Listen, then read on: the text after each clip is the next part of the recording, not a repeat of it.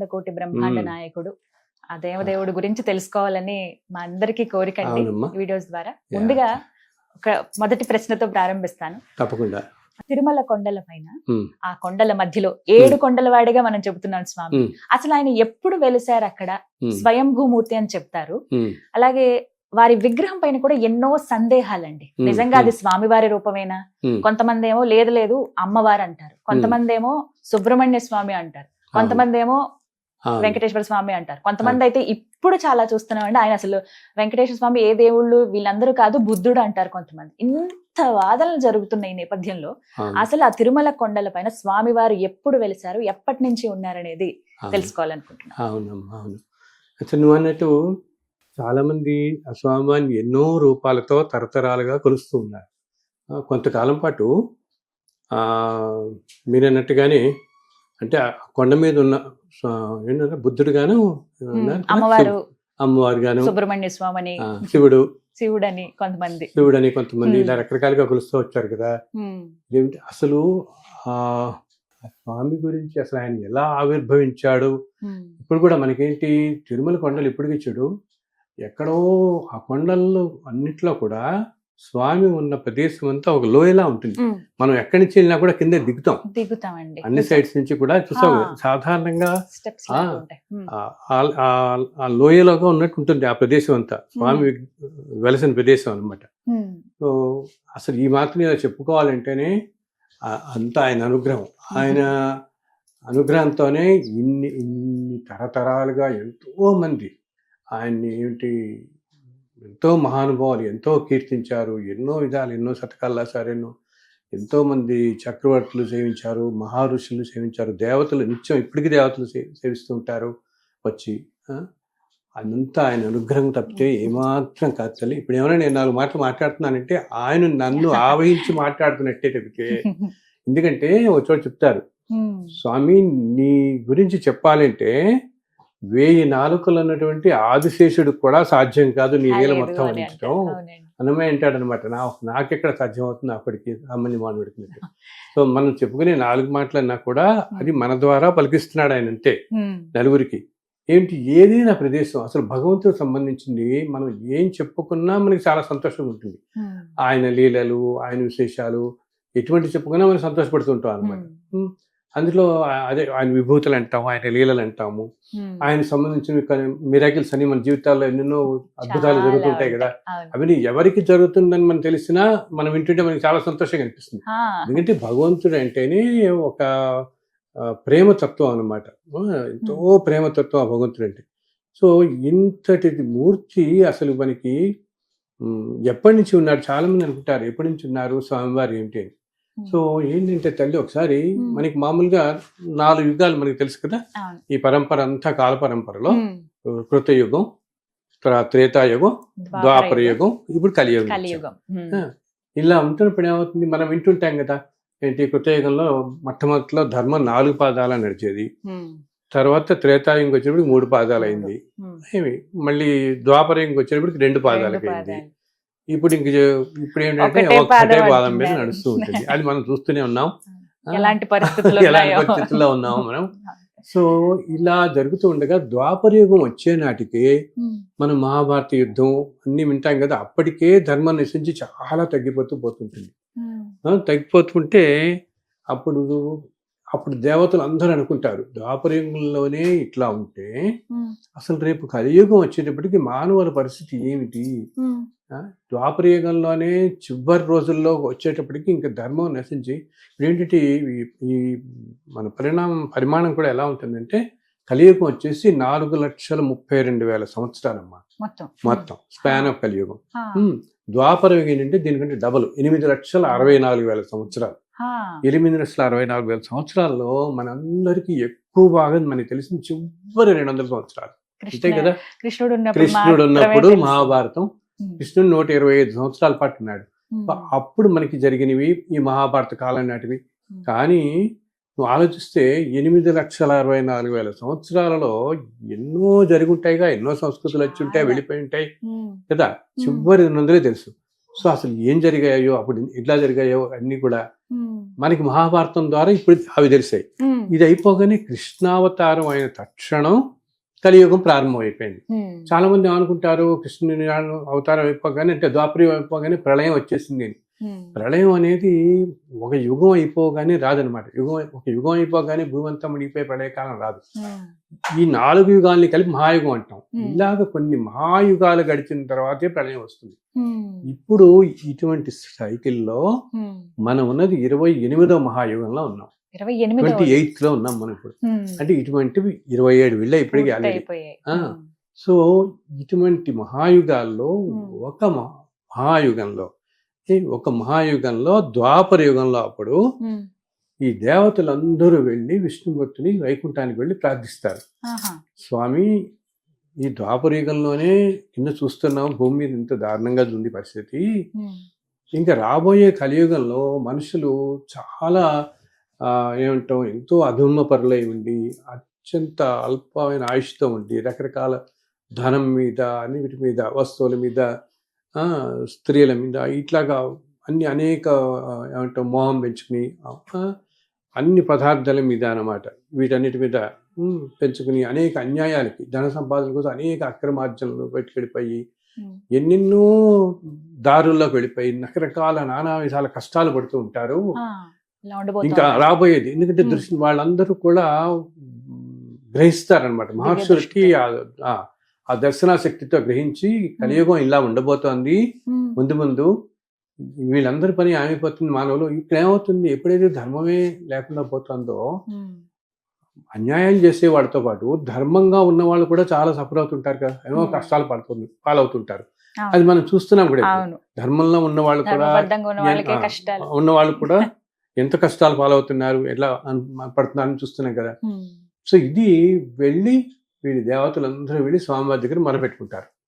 ఆ స్వామికి వెళ్ళి, స్వామి ఇలా అవ్వబోతోంది, మీకు తెలిసిందే కదా ఇది, వాళ్ళందరినీ ఎలాగ ఉద్ధరించబడాలి, ఎలాగ వాళ్ళలో ధర్మంగా ఉండేవాళ్ళు ఈ కష్టాల నుంచి వాళ్ళ ప్రారంభ కర్మల నుంచి వాళ్ళు అనిపిస్తున్న బాధల నుంచి కాస్త ఉపశమనం కలగడానికి ఎలా స్వామి మాకు అందరికీ చాలా వ్యధగా ఉంది చూస్తుంటే అని చెప్పి శ్రీమన్నారాయణుల వారిని వీళ్ళందరూ ప్రార్థిస్తారు. అప్పుడు శ్రీమన్నారాయణ చెప్తాడనమాట ఆయన అని చెప్పగానే నేను కలియుగంలో భూమి మీద వెలిసి కలియుగాంతం దాకా ఉండి అందరినీ ధర్మ మార్గంలో ఉండే వారిని రక్షిస్తూ ఉంటాను అని అంటారు. అప్పుడు వీళ్ళందరూ ఎంతో సంతోషపడతారు. అమ్మ స్వామి వారు వస్తున్నారు, నారాయణ నువ్వే వస్తున్నావా తండ్రి భూమి మీద అంటే నేనే వస్తున్నాను, నేనే స్వయంగా వైకుంఠం నుంచి వచ్చి భూమి మీద ఒక ప్రదేశం ఎన్నుకొని ఆ ప్రదేశంలో నేను వచ్చి నిలబడి కలియుగాంతం దాకా ఎవరైతే ధర్మంగా ఉంటూ ఉంటారో వాళ్ళు కూడా కష్టాలు పడుతున్న వాళ్ళందరినీ మంచి మార్గంలో ఉంటూ నన్ను ఎవరైతే సేవిస్తూ ఉంటారో వాళ్ళందరినీ రక్షిస్తూ కలియుగంలో వాళ్ళందరినీ మంచి వాళ్ళని కాపాడుతూ ఈ విధంగా నేనే వచ్చి స్వయంగా వెలుస్తాను అని అంటారు. అనగానే వీళ్ళంతా చాలా సంతోషపడతారు. సంతోషపడి ఎప్పుడు అని అడుగుతారు. ఎప్పుడైతే ఆ సమయం త్వరలో వస్తుంది మీరు అంటారు. అందరూ కూడా వీళ్ళందరూ సంతోషిస్తారు. ఆ సమయం కోసం ఎదురు చూద్దాం, ఇంకా స్వామి ఎప్పుడు వస్తారని. సో అలా అవగానే ద్వాపర యుగం అయిపోయిన తర్వాత కలియుగం రాగానే ఒకరోజు అప్పుడు ఒకరోజు ఏం చేస్తారు, స్వామివారి గరుత్మంతుని పిలిచి, గరుత్మంతుడు స్వామివారికి ప్రథమ సేవకుడు ఎదుర్కొండా అలా ఉంటాడు. ఇప్పుడు చూస్తాం కదా మనం వైష్ణవ ఆలయాలన్నింటిలో కూడా స్వామికి ఎదుర్కొండా ఉంటాడు. ఆయన ఏంటిట ఎంత సేవకుడు అంటే అలా రెక్కలు అలా విప్పుకుని ఉంటాడు. ఎప్పుడు ఏ క్షణంలో ఆయన ఆదేశం వస్తే వెళ్ళాలా, ఎక్కడికి వెళ్ళాలంటే అక్కడికి. సో ఆయన చెప్తారు, గరుత్మంతుని పిలిచి, నాయనా నేను ఇలాగా భూమి మీద వెళుద్దాం అనుకుంటున్నాను, కలియుగంలో భూమి మీదకి మనం ఇంకా వెళ్ళాలి అక్కడికి, నువ్వు ఒకసారి ఆ భూమండలం అంతా తిరిగి నాకు ఉండడానికి అనువైన ప్రదేశం ఏదైనా ఒకటి చూసిరమ్మని చెప్తాడు. అప్పుడు గరుత్మంతుల వారు ఇంకా వాయువేగంతో వైకుంఠం నుంచి వచ్చి భూమి మీద అనేక ప్రదేశాలు చూస్తారు. ఒక్కొక్క ప్రదేశం చూస్తే అందులో సాక్షాత్తు శ్రీమన్నారాయణుడే ఆయనే వచ్చి ఉండాలంటే అది ఎంత అద్భుతమైన ప్రదేశమై ఉండాలి. వైకుంఠం ఆ పరంధాముడే పురుషోత్తముడే వచ్చి ఉంటున్నాడంటే అందులో చూస్తారు. కొన్ని ప్రదేశాలు లాగానే పక్కని ఒక చోటు ముందు ఒక ప్రదేశానికి వస్తారు. అక్కడ ఎంతో గొప్ప నది వెళుతూ ఉంటుంది పక్క నుంచి, చాలా బాగుంది నది ఒడ్డని అనుకుంటారు. కానీ ఆయన ఇంకా అనుకుంటూ ఉండగా గరుత్మంతుల వారు ఒక చోట ఎక్కడో ఆయనకి ఏదో కొంచెం సంశయంగా అనిపిస్తుంది, ఏమో ఇదంతా ఇదిగా గబుక్కుని అనిపించి అక్కడి నుంచి ఇంకో చోటుకి వెళ్ళిపోతారు. ఇంకో చోటుకి వెళ్ళి మన భారతదేశ ప్రదేశంలో అనమాట, భారతదేశం ఇలా ఈ ప్రపంచం అంతా. అప్పుడు ఆ రోజుల్లో ఏంటంటే తల్లి, మొట్టమొదట్లో అసలు ఇన్ని దేశాలు అనేవి లేవు, అంతా కూడా ఒకటే ప్రదేశంగా కూడా ఉండేది అసలు. అసలు తర్వాత ఈ ఖండాలు విడిపోవడం కూడా తర్వాత జరిగింది. ముందంతా భూభారం ఒకటేలా ఉండేది, భూభాగం అంతా కూడా అన్ని చోట్ల ఈ సనాతన ధర్మమే విస్తరిల్లి ఉండేది మొత్తం కూడా. ఇప్పుడు నేను అనుకుంటున్న ఈ అమెరికా, రష్యా ఇవన్నీ కూడా 200-300 సంవత్సరాలు 400 సంవత్సరాలు ఈ మధ్య కాలంలో వచ్చిన పేర్లు ఇవన్నీ. అప్పుడు ఆ సంస్కృతులు, ఆ రాజ్యాలు అవన్నీ వేరప్పుడు. సో ఈ గరుత్మంతుడు అలా కలియుగం మొదట్లో అలా తిరుగుతూ ఇంకో ప్రదేశానికి వెళ్తాడు. అక్కడ చాలా బాగుంటుంది. ఏంటి అక్కడ ఎన్నో అద్భుతమైన పూల తోటలు అన్నీ ఉంటాయి అనమాట. మరి చాలా బాగుంది ప్రదేశం అనుకుంటుండగా అక్కడ ఇంకొక చేదో కొద్దిగా మనసుకి ఇంకా పూర్తిగా రాదు, సంతృప్తి కలగక అక్కడి నుంచి ఇంకో చోటుకి వెళ్తాడు. ఇంకో చోటుకి వెళ్తే అది ఇంకా అద్భుతంగా ఉంటుంది. ఓ పక్కన సెలయాలు వెళుతుంటాయి, ఒక పక్కన ఇట్లా ఉంటుంది, ఏమంటాం మనం, ఎన్నో చక్కటి లేళ్ళని పరిగెడుతూ ఉంటాయి, కుందేళ్ళు ఉంటాయి, చాలా బాగుంటుంది. ఇది చాలా బాగుంది ప్రదేశం అనుకుంటాడు అనమాట. అన్ని నెమళ్ళు ఉంటాయి అక్కడంతా కూడా. ఎన్నో రకరకాలమైన పుష్ప జాతులు కానీ, రకరకాల మృగ జాతులు కానీ, అంటే ప్రకృతి ఎంతో అద్భుతంగా ఉంటుంది అనమాట. నెమళ్ళన్నీ అక్కడ నాట్యం చేస్తూ ఉంటాయి, ఏనుగులు నాట్యం చేస్తుంటాయి, అటు ఇటు ఏంకారం చేస్తూ. చాలా బాగుంది ప్రదేశం అనుకుంటాడు. మళ్ళీ ఏదో కొంచెం వెరతిగా అనిపిస్తుంది, మళ్ళీ వాయువేగంతో మళ్ళీ పెడతాడు. వెళ్ళి అలా ఒక ప్రదేశానికి వచ్చేటప్పటికి ఇంకో ప్రదేశానికి వచ్చి ఒక కొండల మధ్య దగ్గరికి వస్తాడు. దగ్గరికి అక్కడ పక్క నుంచి ఒక నది పెడుతూ ఉంటుంది. ఆ నది దగ్గరికి వచ్చి పక్కనే కొండల దగ్గరికి వెళ్ళి ఆ కొండల మీద వాలి చూస్తే అక్కడ ఇంకా అసలు ఎంత అద్భుతంగా ఉంటుందంటే, ఎటు ఎటు చూసినా పెద్ద పెద్ద అరణ్యాలు, ఎన్నో అద్భుతమైన వృక్ష జాతులు అనమాట. పుష్పజాతులు, వృక్ష జాతులు ఉంటాయి. దాంట్లోనేమో ఎల్లో మామూలుగా మన పళ్ళం అనమాట, రకరకాల పండ్ల మొక్కలు కానీ, పూల మొక్కలు కానీ ఎన్నో రకాలు ఉంటాయి. అండ్ అన్నిటికంటే మించి ఎన్నో సెలయేళ్ళు ఉంటాయి. అదంతా కొండలంతా కూడా ఒక నది పక్కనే ఉంటుందని చెప్పాను కదా. ఇవన్నీ చూస్తాడు. అండ్ ప్రకృతి ఎంత అద్భుతంగా ఉంటుందో అంత అద్భుతం ఉంటుంది. అక్కడతో చాలా అద్భుతంగా ఉండి అంత జీవరాశి కూడా మాత్రం ఎంతో ఒక విధంగా దేదీప్యమానంగా ప్రకాశిస్తూ ఉంటుంది ఆ ప్రదేశం అంతా. అప్పుడు అనిపిస్తుంది ఇది స్వామికి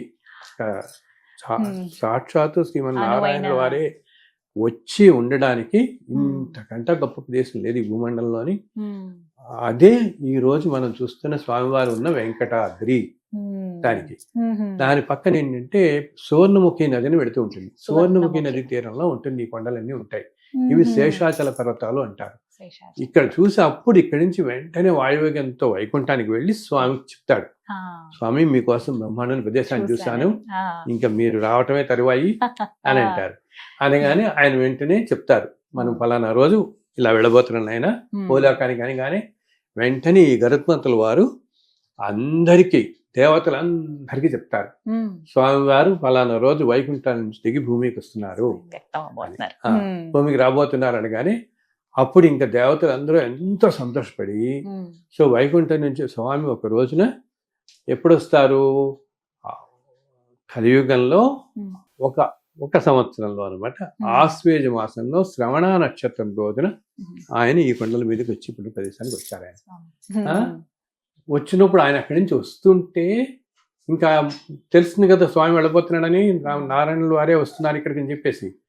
ఇంకా వస్తున్నప్పుడు ఆయనతో పాటుట అందరు దేవతలు వస్తారు ఆకాశ మార్గంలో. అసలు అది చూస్తే మనకి ఊహించుకోవడానికే, చూడు నువ్వు పక్కన శివుడు, బ్రహ్మదేవుడు, హనుమంతుల వారు, అందరూ ఇంద్రుడు, అందరూ సర్వదేవతలు అన్నమాట.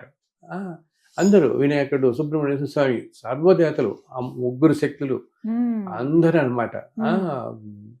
మన సరస్వతీదేవి, లక్ష్మీదేవి, పార్వతీదేవి, వీరు అందరూ అసలు మామూలుగా మన వాళ్ళు అంటారు యక్ష కింపురుష కిన్నెర గణాలని, అలా దేవతా గణాలన్నీ కొన్ని వేలు ఆకాశం అంతాట. అసలు ఒక్క దేవత వస్తుంటేనే మనకు కనపడితే తేజస్సుందంటాం ఆకాశంలో. సూర్యచంద్రుడు కూడా దేవతలు, ఆ దేవతలు అష్ట దిక్పాలకులు, నవగ్రహ దేవతలు అందరూ ఆకాశం నుంచి ఇలా వస్తుంటే ఆశ్చర్యపోతూ, ఇప్పుడు మిగతా దేవతలు చాలా మందికి తెలియదు కదా ఏ ప్రదేశానికి వెళ్ళబోతున్నారని. వీళ్ళందరికీ కూడా స్వామి ఏ ప్రదేశానికి వెళ్ళబోతున్నారని గరుత్మంతుల వారికే తెలుసు అప్పటిదాకా. ఇంకా ఈ గరుత్మంతుల వారు వైకుంఠం మీద వస్తూ ఉంటే నారాయణ వారు లక్ష్మీనారాయణలు ఎదురు వస్తుంటే అలా చూస్తుంటారు అందరూ. వీళ్ళు ఆయన ఫాలో అయ్యి వస్తారు. అలా వస్తూ స్వామి వచ్చి ఈ ప్రదేశానికి వస్తారు. అసలు అలా ఆకాశానికి అప్పుడేంటి, అప్పటికే ఆ కొండల మీద అక్కడక్కడ ఎంతో మంది తపస్సు చేసుకుంటున్నారు మహర్షులు. ఆ మహర్షులు ఆకాశానికి చూసి దేవతలందరూ ఇలా వస్తుంటే అసలు వాళ్ళ ఆనందానికి అంతు లేదనమాట. ఎంత ఆనందపడిపోయి ఇంత దేవతల్ని దర్శించి, ఇది నిజంగా జరిగిన సంఘటన తల్లి. ఇంతమంది దేవతలని అక్కడ దర్శించగలగటం ఒక్కసారిగా అసలు ఆ వెలుగు అది తీవ్రమైనది అనమాట. కలిగి దాంట్లోంచి అప్పుడు స్వామి అలాగా వీళ్ళందరూ వెనక్కి రాగా అది వెనక్కి వస్తుంటే వీళ్ళందరూ ఇంకా రకరకాల స్తుతిస్తారు. అప్పుడు స్వామివారు వచ్చి మన ఇప్పుడున్న ప్రదేశం దగ్గరికి వస్తారన్నమాట. కొండ మీదకి వస్తారు. వచ్చిన తర్వాత ఈ దేవతలందరూ కొన్నాళ్ళు ఇక్కడే ఉండి, అప్పుడు అది ఎంత అద్భుతం అంటే అసలు మనం ఊహించుకుంటేనే ఎంత ఇదిగా ఉంటుంది. అందుకనే ఆ క్షేత్రం తిరుమల అనేది అంత పవర్ఫుల్, అంత శక్తివంతమైనది అని అంటాం. ఎందుకంటే ఆ స్వామి వెలిసినప్పుడు సర్వ దేవతలు వచ్చి వాళ్ళు ఏం చేస్తారు, దేవతలు వస్తూ వస్తూ వాళ్ళ లోకాలలో ఇప్పుడు మనకన్నీ మనం ఇక్కడ సన్నజాజి, సంపెంగ, మల్లెలు, జాజులు, బంతి పూలు ఇవన్నీ చూస్తామా. ఇలా ఇటువంటివి మందారాలు కానీ ఇట్లా దేవలోకాల్లో ఎన్నో రకాల పుష్పాలు ఉంటాయి. ఆ పుష్పాలన్నిటితో పుష్పవృష్టి కురిపించారు ఆ రోజు. కొండల మొత్తం కూడా కొండలు మొత్తం వచ్చారు వాళ్ళనమాట. అప్పుడు బ్రహ్మదేవుడు ఏం చేస్తాడంటే, ఇంకా చాలా సాక్షాత్తు శ్రీమన్నారాయణ వారే ఈ కలియుగంలో వీళ్ళందరినీ రక్షించడానికి భూమి మీదకి వచ్చారని చెప్పి ఎంతో సంతోషపడి, ఇందరు దేవతలు కూడా వచ్చారు కదా ఇక్కడ, అందుకని ఒక పెద్ద ఉత్సవాలు మనం చెయ్యాలి అని సంకల్పించి, అవే బ్రహ్మోత్సవాలు అని మనం ఇప్పుడు చెప్పుకునేవి. బ్రహ్మదేవుడు సంకల్పించి స్వామి శ్రీమన్నారాయణ వారు వచ్చారు కాబట్టి సంకల్పించిన ఉత్సవాలుగా వాటిని బ్రహ్మోత్సవాలు అని చెప్పి అంటాం మనం ఇప్పుడు. అది అందుకని ఇప్పటికీ కూడా బ్రహ్మోత్సవాలు ఏం చేస్తారు, ఆయన చెప్పాను ఆశ్వయుజ మాసంలో శ్రవణ నక్షత్రంలో స్వామివారు అక్కడ వెలిసారు కాబట్టి ఆ దాంతో చివరి రోజుగా ఉండేలాగా ముందు 10 రోజుల ముందు రోజు నుంచి మొదలు పెడతారు మన వాళ్ళు. సంకల్పం మొదలుపెట్టి నవరాత్రుల్లో ఆశ్వయుజ మాసంలో వస్తాయి. శ్రవణ ఆయన వెలిసిన మీద భూమి మీద వెలిసినప్పుడు అప్పుడు ఆయన చెప్తాడనమాట. వచ్చి రాగానే వాళ్ళందరూ దేవతలందరూ ఋషులు అందరూ అడతారు, స్వామి నిన్ను మేము దేవతలైన మేమే నీ రూపాన్ని నేను దర్శించలేకపోతున్నాము. ఇలాగా ఇంకా సామాన్య మానవులకి ఎంత కష్టతరం నీ రూపాన్ని దర్శించడం అనేది, ఈ విధంగా దర్శనం కలగటం అని అంటే, అప్పుడు ఆయన అంటాడు, నేను ఇప్పటి నుంచి కూడా ఈ కొండల మీద శిలారూపంలో భ్రమింపజేస్తూ ఉంటాను అంటాడు. నేను ఇక్కడే ఉంటాను కానీ చూసేవారందరికీ నేను శిలలాగానే కనపడతాను. శిలారూపంలో భ్రమింపజేస్తూ నేను ఇట్లా నించునే ఉంటాను. కలియుగాంతం దాకా వీళ్ళందరినీ రక్షిస్తూ రకరకాల జనులు, ఇందా చెప్పాను కదా, ఎన్నెన్నో కష్టాలు పాడాయి పాపం. వాళ్ళ ప్రారంధ కర్మల వల్ల ఎన్నెన్నో కష్టాలు పాడవుతూ ఈ జన్మలో ధర్మంగా ఉంటూ అనేక కష్టాలు పాలవుతున్న వాళ్ళు ఎవరైతే నన్ను సేవిస్తూ నా మీదే పూర్తి భారం వహించి నిత్య జీవితంలో సక్రమంగా ధర్మంగా బతుకుతూ ఉంటారో వాళ్ళ కోరికలు తీర్చి వాళ్ళ కష్టాల నుంచి తొలగించి నేను ఉంటాను. అందుకని కలియుగంలో మానవులకి నన్ను ఈ రూపంలో దర్శించేంత శక్తి ఉండదు కాబట్టి శిలారూపంలో నేను దర్శనమిస్తూ భ్రమింపజేస్తూ శిలారూపంలో ఉంటాను అంటారు. అలాగా ఆ స్వామి వెలిసారనమాట. సో అప్పటి నుంచి ఇది ఎప్పుడు ఈ కలియుగం కాదు, ఇప్పుడు కలియుగంలో మనం ఇప్పుడు 5120 సంవత్సరంలో ఉన్నాము. ఇప్పుడు వచ్చింది మనం ఇంగ్లీష్ మామూలుగా 2024 ఇంగ్లీష్ది, మన దీనిది 5121 120లో ఉంటాం మనం. ఇప్పటిది కాదు, ఇది ఇంతకు ముందు మహాయుగాల్లో ఒక కలియుగంలో, ఈ కలియుగం మొదట్లో కాదు ఈయన ఉన్నది, ఇంతకు ముందు మహాయుగాలలో ఎన్నో మహాయుగాల వెనకాల వచ్చిన ఒక కలియుగంలో ఈ స్వామివారు వచ్చి అలా నిలబడి, అది కూడా ఏమిటి, ఆయన శిలారూపంలో అలా ఉండి, ఆ తర్వాత దేవతలందరూ కూడా ఈ ఉత్సవాలు అవి వెళ్ళగానే స్వామి చెప్తాడు, ఆయన ఇంకా మీది లోకాలకు మీరు వెళ్ళండి, నేను ఇక్కడ ఉంటానని చెప్పి. సో ఆయన ఒక్కడు శిలారూపంలో అలాగా కొన్ని కోట్ల సంవత్సరాలు ఒక్కడు అలా ఉన్నాడు తల్లి. ఎండకి వానకి అలా నుంచుని ఉన్నాడు ఆయన. నిజంగా మనం కాసేపు నుంచుంటామంటే మన పరిస్థితి ఇలా ఉంటుంది. ఇన్ని కోట్ల సంవత్సరాలుగా ఆయన అలాగా ఏంటి ఇన్ని యుగాలు నడుస్తున్నా ఆయన అలా నుంచుని ఉన్నాడంటే మనం అంటే ఆయన ప్రేమ కాకేమిటి కదా. మన వాళ్ళందరూ అనుకుంటుంటారు, ఆయన నేను అనుకుంటున్నాం రోజు నిన్నే కలుస్తున్నావు, అయినా మా కోరిక తీర్చట్లేదు, అయినా మమ్మల్ని కష్టాలు పాడేస్తున్నావు అనుకుంటామా? కానీ నిజంగా చెప్పాలంటే ఆయన ఎవరిని కష్టపెట్టాడు, అలాని ఎవరికి భోగభాగ్యాలు ఇవ్వడు. ఇంటి ఉన్నట్టుండి ఏదో 100 కోట్లు ఇచ్చేయటం, ఏ పదవులు ఇచ్చేయటం, అవి ఇవన్నీ కూడా మనం తెచ్చుకున్నవే. ఇంతకుముందు జన్మల నుంచి మనం ఏ కర్మలు, ఇప్పుడు ఇందాక చెప్పానే, ఇప్పుడు ద్వాపరయుగంలో 8,64,000 సంవత్సరాలు అన్నావా? సో మనం అందరం అప్పుడున్న వాళ్ళం, ఇప్పుడున్న వాళ్ళందరూ మనమేమి ఇప్పుడు దేవతాంశంలాగా వచ్చేలాగా ఇప్పుడు మనం ఇప్పుడే కాదు కదా. ఈ సృష్టి మొదటి నుంచి ఉన్న ఆత్మలు ఇవన్నీ రకరకాల యుగాల్లో రకరకాలుగా ముందు పెడుతూ, అంటే త్రేతాయుగంలో ఉన్నాం, కృతయుగంలో మనం ఉన్నాం, ద్వాపరయుగంలో ఉన్నాం, ఇప్పుడు మళ్ళీ ఉన్నాం. సో అప్పటి నుంచి ఏంటి, అందుకని నువ్వు చూడు అన్ని యుగాల్లో ఉన్నాం కాబట్టి ఇప్పుడు త్రేతాయుగం టైం ఏంటైతే ఇన్ని యుగాల్లో ఇన్ని కోట్ల జన్మలు, బికాస్ మానవులంతా ఎన్నెన్నో తప్పులు చేస్తారు, ఎన్నెన్నో చేస్తారు, వాళ్ళ బుద్ధిపరంగా పని చేస్తారు. వీటన్నిటిని అనుభవించడానికి రకరకాల జన్మలు ఎత్తుతూ పోతాం కదా. కొన్ని తెలిసి కొన్ని తెలియకుండా చేసే తప్పులు, ఇట్లా తప్పులు చేసుకుంటూ ముందుకెళ్ళేటప్పటికి ఎంతో పాపం పట్టుకట్టుకుని ముందుకెళ్తుంటాం. ఎందుకంటే ఈ జన్మలు వస్తున్నప్పుడు ఏమవుతుంది, అందుకనే ఇప్పుడు చూడు ఒక్కొక్కసారి కొంతమందికి రాములు వారు అంటే ఎంతో ప్రాణం, కొంతమంది కృష్ణుడు అంటే ఎంతో ప్రాణం కదా. ఎందుకంటే వీళ్ళల్లో ఇలా ఈ ట్రావెల్ ఈ సోల్ ఇలా వస్తున్నప్పుడు వీళ్ళలో కొంతమంది ఏంటన్నమాట, ఆ త్రేతాయుగంలో ఉన్నప్పుడు, త్రేతాయుగంలో రాముల వారు ఉన్నప్పుడు అన్ని వేల సంవత్సరాలు ఉన్నారు కదా ఆయన. ఉన్నప్పుడు ఏంటి, అక్కడ ఎక్కడో ఎన్నో తోటలు ఉండేవి. అప్పుడు అంతా మిథిలా నగరం, అయోధ్య, అవన్నీ అద్భుతమైన తోటలు అవన్నీ.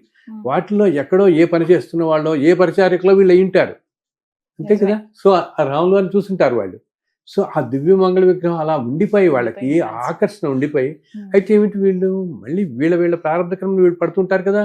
సో తర్వాత ఏవో జన్మలు తీసుకుంటూ మళ్ళీ ఏవో చేసుకుంటూ అలా ఈ కలిగిన దాకా వచ్చిన వాళ్ళు ఉంటారే ఇప్పటిదాకా, వీళ్ళకి ఏంటంటే ఆ రూపాలను హత్తుకుపోయి ఇప్పటికి కూడా ఆ సోల్కి తెలుసు ఆ రాముల వారు అమ్మో అనగానే ఎప్పుడో చూస్తుంది, అలా గుర్తుంది, ఆ విగ్రహం మీద అలా ఉంటుంది. కొంతమంది కృష్ణుడి మీద ఉంటుంది. అంటే వీళ్ళు ఏంటనమాట, ఆ కృష్ణుడిని బొత్స దగ్గరగా చూస్తుంటారు. 125 సంవత్సరాలు శ్రీకృష్ణుడు వాళ్ళు ఉన్నప్పుడు 125 సంవత్సరాలలో ఎంతో మంది చూస్తుంటారు కదా ఆయన్ని. మనకు తెలిసిన పాండవులు ఇవన్నీ కథలతో పాటు వీటన్నిటితో పురాణాల్లో చూసిన పాత్రలే కాకుండా సామాన్యులు కూడా ఎవరో కొంతమంది చూసే ఉంటారు. వాళ్ళందరూ కూడా ఎంత పుణ్యం చేసుకున్నారు వాళ్ళల్లో. అలా వస్తూ అందుకని ఆ మూర్తికి అంత ఆకర్షించి కొంతమంది ఉంటారు చూడు, ఆ కృష్ణుడు అంటే చాలా ప్రాణం అండి, అసలు ఎంత ప్రేమగా ఉంటారు, ఎంత విడిచిలేనంతగా ఉంటారు. సో అది ఇన్ఫాక్ట్ నా దగ్గరికి వచ్చిన వాళ్ళలో కూడా నేను అప్పుడప్పుడు చూస్తుంటాను తల్లి. ద్వాపరయుగంలో కృష్ణుడితో ఉన్న ఆయన్ని, అలా ఉన్న వాళ్ళని వచ్చిన వాళ్ళని నేను చూశాను. అంటే ఆ భగవంతుని అనుగ్రహంతో ఏంటంటే నాకు ఒక్కొక్కసారి అలా ఎవరినో ఎదుర్కొంటూ కూర్చుంటే వాళ్ళు ఒక 7 కొన్ని జన్మలు అలా కనిపిస్తుంటాయి అనమాట. అలా ఉన్నప్పుడు నేను చూసాను పూర్వజన్మల్లో వీళ్ళు, నేను చెప్తుండేవాడిని ఏదో అసలు మామూలుగా వాళ్ళు ఏదో కలవడానికి నా దగ్గరికి వస్తాను మాట్లాడడానికి, ఏదో అవి మాట్లాడుతూ నేనంటే బహుశా మీకు కృష్ణుడు అంటే చాలా ఇష్టం కదండి అన్నాను. అంటే ఆయన వెంటనే కళ్ళమణిలు పెట్టేసుకుని కృష్ణుడు అంటే ఇష్టమే కాదండి, నేను 350 ఫ్లూట్స్ కలెక్ట్ చేశాను ఇప్పుడు కన్నాడు. 350, ఏ ఊరు వెళ్ళా నేను ఫ్లూటే కొనుక్కుంటాను. ఢిల్లీ నుంచి వచ్చాడు ఒక ఆయన నా దగ్గరికి, అతనమాట. సో ఇన్ఫాక్ట్ నేను హైదరాబాద్ ఎయిర్పోర్ట్ లో రాగానే ఆ షాపుల్లో చూస్తుంటే నేను ఫ్లూటే కొనుక్కొని పెట్టుకున్నాను, ఇంకోటి మళ్ళీ ఫ్లూట్ కొన్నాను అన్నాడు. అప్పుడు అంత అన్నా, బాబు నువ్వు ఆ ద్వాపరయుగంలో ఉన్నప్పుడు చిన్నప్పుడు కృష్ణుడితో ఆడుకున్న వాడివి నువ్వు కొన్నాళ్ళు, వాళ్ళతో గోకులంలో. ఒకరోజు కృష్ణుడి వేణువు కూడా తీసుకుని కాసేపు వాయించావు, అందుకు నీకు ఆ పిల్లలకి అలా ఉండిపోయి ఈ రోజు నువ్వు ఇప్పుడు ఈ జన్మలో ఇంజనీరింగ్ చేసావు, ఏదో చేసావు, ఈ ఫీల్డ్ ఇలా ఉన్నా కూడా నీకు దాని మీద అంత అది అలా ఉండిపోయింది. అది ఇలాగా రకరకాల మనం చూస్తూ ఉంటాం అన్నమాట. అతనికి ఏంటి చిన్నప్పుడు అతను చెప్పాడు నాకు, చిన్నప్పుడు నాకు ఇందా చెప్పిన అతను ఉన్నాను నేను చూడగానే, నేను ఫ్లూట్స్ కలెక్ట్ చేస్తానండి నాన్న. అతను అన్నాడు, చిన్నప్పుడు నా కళ్ళలో కృష్ణుని కనపడేవాడండి. కృష్ణుని కనపడి రాత్రి ఏంటిట, చిన్నపిల్లవాడప్పుడు కనపడి రాత్రి ఆడుకుందాం పదని తీసుకెళ్ళేవాట. పొద్దున్న లేవగానే పొద్దున్న వచ్చి దింపేసేవాడు మళ్ళీ. సో పొద్దున్న మీ పిల్లాడు 5-6 ఏళ్ళు కదా, పిల్లలు లేవగానే మీరు స్కూల్ పంపించడం వీళ్ళ అమ్మ లేపుతుంటే అమ్మతో అనేవాట, అమ్మ నాకు కాళ్ళు చాలా నొప్పెడుతున్నాయి, ఇప్పటిదాకా ఆడుకుని వచ్చానని. అంటే వాళ్ళ అమ్మని, నువ్వు ఆడుకోవడం ఏంటారు, నువ్వు నిద్రపోయి ఉన్నావు కదా ఇప్పటిదాకా అంటే, లేదు లేదు కాళ్ళు బాగా నొప్పెడుతున్నాయి, ఇప్పటిదాకా నేను అగ్గిష్టతో ఆడుకుని వచ్చానంటే నమ్మేది కాదు ఆవిడ. సో అలా జరిగింది అని నేను చెప్పిన తర్వాత అప్పుడు చెప్పాడు అతను అనుభవం, ఇలా జరిగింది నాకు అని చెప్పి. తర్వాత ఇంకొక ఆయన ఆ మధ్య ఇలాగే 2-3 సంవత్సరాల క్రితం ఇంకొక ఆయన కలిసాడు నేను. ఆయనతో ఇలాగే ఏదో మాట్లాడుతూ, ఆయన ఒక కెమికల్ ఇంజనీర్ అనమాట. ఆయన ఇలాగే మాట్లాడుతూ ఏదో అంటే, నేను ఇప్పుడు అన్నాను, బహుశా మీకు కృష్ణుడితో చాలా అనుబంధం ఉంటుంది అని, అండ్ మీరు వేణు కూడా బాగా వాయిస్తారు, మీరు ఇంజనీరింగ్ అయినప్పుడు అంటే. ఆయన కూడా ఇలాగే బెంగళూరులో ఉంటారు వాళ్ళు. ఆయన వెంటనే అన్నాడు, అవును స్వామి, నాకు ఎంత ఫ్లూట్ అలా పట్టుకుంటే నాకు వచ్చేస్తుంది. అండ్ చిన్నప్పుడు అప్పుడు వెంటనే అన్నాడు, మీరు చెప్పిన ఈ విషయం నా వయసు 56 అంటే ఇప్పుడు ఒక 56 సంవత్సరాల క్రితం ఒకళ్ళే ఈ మాట చెప్పారు నాకు. మళ్ళీ ఈరోజు నేను మీ దగ్గర వింటున్నాను. ఏంటా ఈయన ప్రెగ్నెన్సీలో ఉన్నప్పుడు, గర్భంలో ఉన్నప్పుడు చంద్రశేఖర సరస్వతి వారు వీళ్ళ అమ్మగారికి కలలో కనపడి చెప్పారట, అమ్మ నీకు పుట్టబోయే బిడ్డ ద్వాపరయుగంలో కృష్ణుడితో ఆడుకున్న పిల్లవాడే నీకు జన్మిస్తున్నాడు అని. ఆ మాట నాకు మళ్ళీ ఇప్పుడు గుర్తొచ్చిందండి మీరు చెప్పింది. 56 సంవత్సరాల తర్వాత మీరే వాళ్ళ అమ్మగారు చెప్పిన మాట. ఆవిడ కూడా ఎంతో గొప్ప ఆవిడ ఎన్నో వేదాల నుంచి అన్నింటినీ ట్రాన్స్లేట్ చేశారు, ఎన్నో గ్రంథాలు రాశారు, చాలా స్కాలర్ ఉన్నారు, చాలా పెద్ద స్కాలర్ ఆవిడ. కన్నడ అనమాట, కన్నడ, బెంగళూరులో ఉంటారు. సో ఈయన అసలు కలంనీళ్ళు వెంటనే నాకు ఆయన వాయించిన ఫ్లూట్ అవన్నీ కూడా నాకు వీడియో బ్రిక్స్ పంపించాడు. ఆయన మామూలుగానే కాదు, పీఠాధిపతుల దగ్గర వాయించాడు ఆయన. ఉడిపి దగ్గర కానీ ఎక్కడికి వెళ్ళిన పీఠా దగ్గర అలా పట్టుకుంటే ఆయనకి అలా మైమర్చిపోతాడు, దిగుతాడు. ఏంటంటే సోలికి అవన్నీ అలా ఉంటాయి, సోలికి ఆ వాసనలన్నీ ఉంటాయి అన్నమాట మనకి. శరీరం, సో కృష్ణ భగవాన్ వారు చెప్పినట్లుగా ఆత్మ శరీరాన్ని విడిచి అలాగా ఇంకొక శరీరాన్ని ఎత్తుకుంటుంది. ఇదంతా ఏంటంటే మనం చేసుకున్న ప్రారంభ కర్మలు బట్టి, ఇంతకుముందు జన్మల్లో మనం ఏమో కర్మలు చేసుకుంటాం కదా, ఆ కర్మలు బట్టి ఒక రకరకాల కర్మలు తీరాలి కదా. ఆ తీరడం కోసం ఒకసారి ఆడవాళ్ళుగా పుట్టచ్చు, మగవాళ్ళుగా పుట్టచ్చు, మన శరీరం ఒకలా ఉండొచ్చు. కొంతమంది పాపం సమస్యలతో పుట్టడంతోనే ఒక కాళ్ళు లేక, కన్ను లేక ఎన్నో రకాలుగా పుడతారు చూసావా. సో అంతే కదా, అసలు నీకు పుట్టడం సరిగా పుట్టడమే గ్రేటెస్ట్ బ్లెస్సింగ్. నేను అందరితో అంటాను, కానీ మీరు ఏదో నాకు ఇంత డబ్బులు లేవు, ఇంత ఇది లేదు, ఇంత ఆస్తి లేదు, ఇది అనుకుంటారు. మీరు 4 ఈ రోజు నేను అంటుంటా, మీరు ఇలా మనం ఇప్పుడు మన ప్రోగ్రామ్ చూస్తుంటారు, మీరు కంటితో చూస్తున్నారంటే ఎంత అదృష్టం. కంటితో కంటి చూపు లేని వాళ్ళు ఎంతమంది ప్రపంచంలో, అంతే కదా. అసలు కంటి చూపు లేని వాళ్ళు, నడవలేని వాళ్ళు, అండ్ అసలు 3 పూట్ల మాత్రం తినగలిగిన వాళ్ళు ఈ క్షణంలో ఎన్నెన్ని దేశాల్లో ఎన్నెన్ని కష్టాలు పడుతున్న వాళ్ళు ఉంటారమ్మా. యుద్ధాలు అప్పుడు అటంతా యుద్ధాలు జరుగుతూ ఆ మిడిల్ ఈస్ట్ ఎంత యాతన పడుతున్నారు. సో భగవంతుడు ఎప్పుడు అది చూస్తాడు. స్వామివారు ఎప్పుడు చూసేది ఏంటంటే, వీళ్ళకి నేను ఇన్ని బ్లెస్సింగ్స్ ఇస్తున్నానే, ఇవి గ్రహించరు ఏమిటా, వీళ్ళు ఇంకా పరిగెడతారు అనుకుంటుంటాడు. వీళ్ళకి చక్కగా కాళ్ళు చేతులు అన్ని సక్రమంగా ఉండి, చక్కగా అసలు ఏం చెప్తారు, సక్రమంగా కాళ్ళు చేతులు అనేందుకు, నోరు మాట ఉన్నందుకు శ్రవణం, భగవంతుని కీర్తనం అంటాం, ఆయన కీర్తిస్తూ ఉండాలి. ఆయన నవవిధ భక్తి మార్గాల్లో చెప్తాం అన్ని కూడా. ఇవన్నీ మర్చిపోయి ఉన్న బ్లెస్సింగ్స్ ని ఆలోచించకుండా మనుషులు ఇది లేదు అది లేదు, ప్రతి మనిషికి లేని దానికోసం. ఎలా ఉంటుందంటే, ఎవరో ఒక చోట చెప్తారు అనమాట, ఏదో హోటల్కి వెళ్తే మనం ఏదో పూరీనో ఆర్డర్ చేస్తాం, ఏమి కాసేపు తర్వాత చూస్తే పక్కన కూర్చున్న వాళ్ళు ఒక మసాలా దోశ ఆర్డర్ చేస్తారు. ఆ, మనకి అక్కడితో అయ్యో అది ఆర్డర్ చేయలేదు, అది తింటే బాగుండేది అది అని బాగుండేలా ఇది ఉండే. తింటున్న సంతోషం నీకు ఉండదు. నువ్వు నువ్వు తెచ్చుకుని ఆర్డర్ చేసుకున్నావే ముందు నిజం, చక్కగా నిజం. ముందు నువ్వు నీ సంతోషంతోనే అనుకున్నావు. నేను పూరినే తినాలని సంతోషపడి ఆర్డర్ చేసుకున్నవాడు ఇష్టంగా. పక్కనే ఇష్టంగా పక్కన చూడగానే దాని మీద మనసు అయ్యో నేను అది చేస్తే బాగుండేది, అది ఆర్డర్ చేసి ఉండాల్సింది. ఏంటంటే ప్రతి మనిషి ఏమనుకుంటాడంటే తనకున్న సంతోషం గ్రహించడు, పక్కన నాకు వాళ్ళ- లేని ఏదో వీడు పొందుతున్నాడు అనుకుంటాడు. అదే ప్రధాన సమస్య కదండి ఈ అదే రోజుల్లో. ప్రధాన సమస్య. ప్రతి వాళ్ళకి ఏంటంటే ఉమ్, అవతల వాళ్ళు ఏదో అనుభవించేస్తున్నారు, మనం సంతృప్తి. అనిపించట్లేదు. ఉమ్, దానివల్ల ఏంటి, వీళ్ళకు ఉన్నవి కూడా వీళ్ళు అనుభవించలేకపోతున్నారు.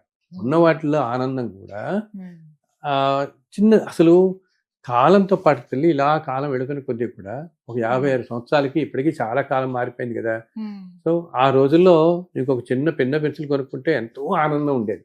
నిజం. ఆనందానికి అంతే ఎక్కడుంది? ఉమ్, ఈ రోజుల్లో ఎన్ని ఉన్నా మనుషులకి ఇంకా ఆ సంతోషం ఆనందం కలగట్లేదు.